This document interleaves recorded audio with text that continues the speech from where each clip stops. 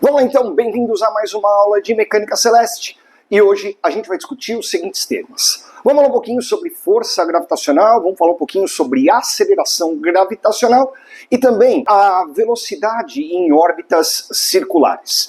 Então, começando com um conceito importantíssimo para você que vai arrebentar nas Olimpíadas, que é a força de interação entre massas. Massa em latim, grave. Então é a força entre graves. Massa atrai massa, matéria atrai matéria. Se eu saísse aqui do estúdio com duas massas na mão e tivesse lá no meio do espaço e soltasse massa perto de massa, elas naturalmente iriam se atrair. E como é que eu calculo a intensidade dessa força? Isso foi discutido pelo Newton e é uma equação bem famosa. A força gravitacional vai depender da massa dos corpos envolvidos. Quanto maior as massas, maior vai ser a intensidade da força. Cuidado que no padrão internacional essas massas são medidas em quilogramas. E também vai depender do inverso do quadrado da distância dos corpos envolvidos. Cuidado com essa distância, que ela vai ser medida entre os centros de massas desses corpos. Aqui vamos pensar num caso simples. Eu coloquei duas esferas homogêneas, tudo bem? E a distância R', ela vai ser medida basicamente do centro do emão até o centro do emim. Outro valor que é bem importante é o G. O G é uma constante, ela é chamada de constante universal da gravitação. O valor da constante, 6,67 vezes 10 a menos 11, em unidades do padrão internacional. Newton, metro quadrado, por quilograma quadrado. O que é importante para você saber? Que esse G é um número pequeno. Professor, eu preciso memorizar essa informação? A resposta é não. Nas competições internacionais, você recebe uma tabela de constantes para consultar essas informações. Falei de força gravitacional, então agora vamos para aceleração gravitacional. Aceleração gerada por um grave. Vamos pensar aqui num corpo emão, aí num corpo emim. A distância entre eles é a distância R', e nós vamos analisar o movimento desse emão. A gente simplesmente vai soltar esse eminho perto do emão. Ele vai ser atraído, a força gravitacional, e agora a gente vai aplicar essa força na segunda lei de Newton. Você lembra qual é a segunda lei de Newton? Ela diz o seguinte: se a resultante das forças que agem numa massa for diferente de zero, essa massa vai acelerar. Cuidado que aqui, como nós estamos no espaço, a única força que está agindo nesse eminho é a força gravitacional. Portanto, a gente vai mudar o nome da aceleração. A gente vai dar um nome especial para ela, que é aceleração gravitacional. Dá uma olhadinha aqui, a gente vai trocar o símbolo da aceleração pelo clássico, pelo grande conhecido Gzinho.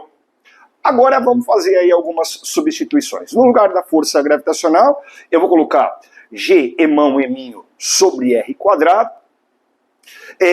Veja que aqui, dos dois lados da equação, apareceu um M minúsculo, e aí a gente vai cortar, e eu tenho que a aceleração gravitacional será dada por G, constante de Cavendish, emão, a massa do corpo que está puxando o astro que está sobre a aceleração, e o R quadrado, que é, de novo, a distância entre os centros de massa.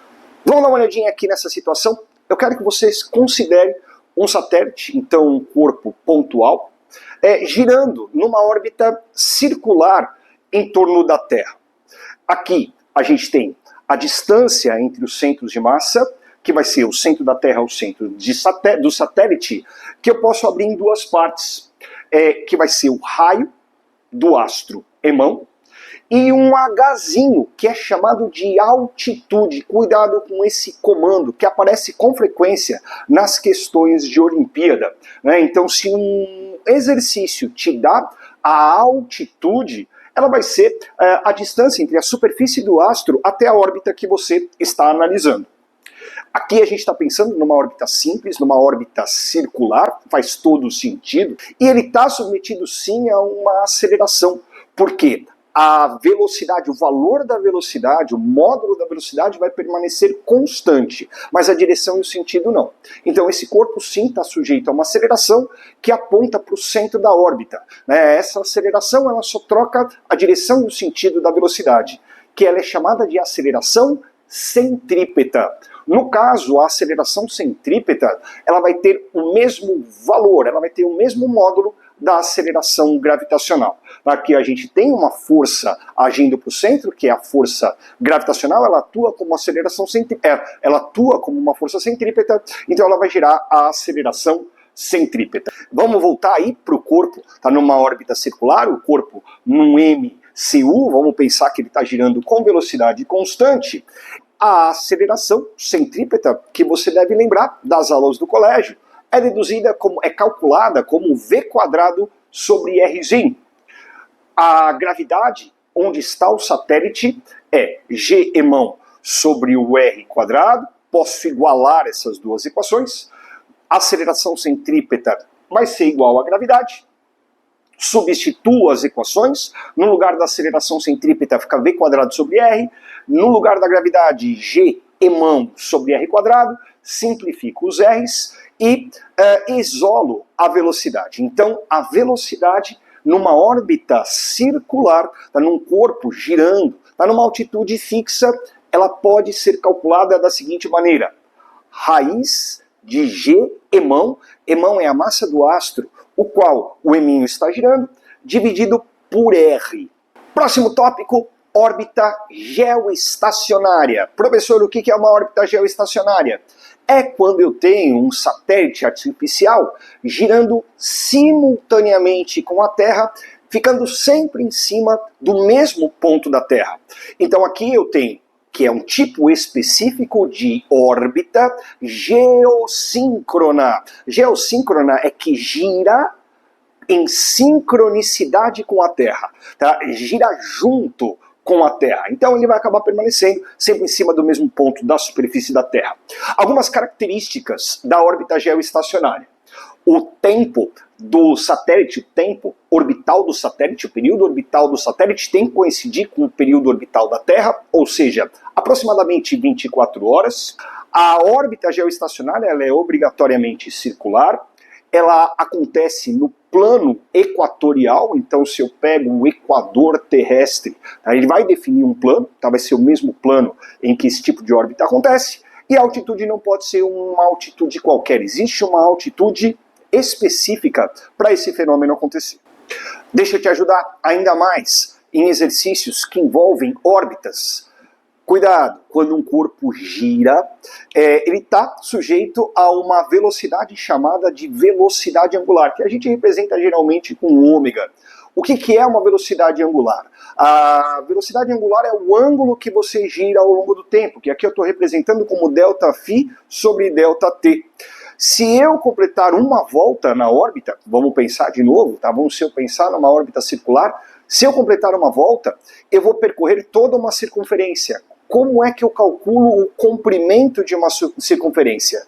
2π vezes o raio dessa órbita circular. Aqui no caso, o raio eu posso abrir como altitude mais o raio do planeta o qual eu estou girando. Então aqui, na verdade, o comprimento da circunferência é 2πr. E o tempo para você completar uma volta tem um nome que é período orbital, que a gente representa com a letra P. Não confunda a velocidade angular com velocidade escalar. A velocidade escalar é a distância que você percorre ao longo do tempo, a velocidade angular é o ângulo que você gira ao longo do tempo, e você consegue relacionar essas duas velocidades com a expressão V igual a ômega vezes R. V igual a ômega vezes R. Esse R é o raio da órbita que você está girando, que é aplicado nessas manobras orbitais. Você vai abrir como altitude mais o raio do planeta. Esse símbolozinho que eu coloquei está indicando, a minha ilustração, o raio do planeta Terra. Aqui a velocidade vale a equação que nós vimos agora há pouco. A velocidade escalar você pode calcular como ΔS sobre ΔT sem problema nenhum, ou raiz de Gεμão sobre altitude mais o raio, aqui no caso da Terra. Obviamente a aceleração, o qual esse satélite está sujeito, não é zero. tá contrariando o que muita gente acha, né? Quando sai da atmosfera já fica submetido à gravidade igual a zero. A gravidade, nesse ponto, você pode calcular usando a equação apresentada na tela. Beleza? É isso, a gente está ficando por aqui. Um forte abraço, até a próxima, tchau!